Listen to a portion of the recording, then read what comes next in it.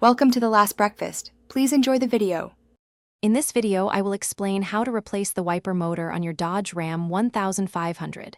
First, ensure you have all your tools ready, including a ratchet, various sockets, and a trim removal tool.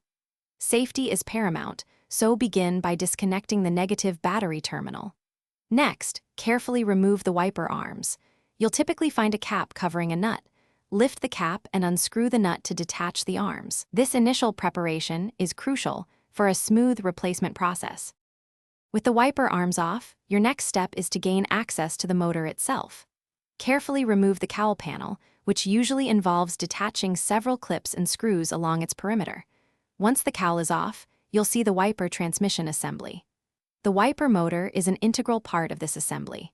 Before proceeding, make sure to disconnect the electrical connector that powers the old wiper motor.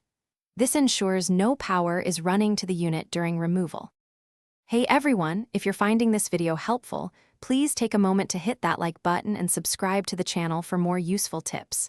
Quick recommendation: while you're keeping your truck in top shape, why not upgrade your home's clean game too? The Shark AI Ultra Robot Vacuum offers voice control, self-emptying, and is pet-friendly, making your life a little easier. You can find a link to this amazing product and other deals in the description below. Now let's get back to the video. Now it's time to remove the old motor. You'll need to unbolt the wiper motor from the transmission linkage assembly.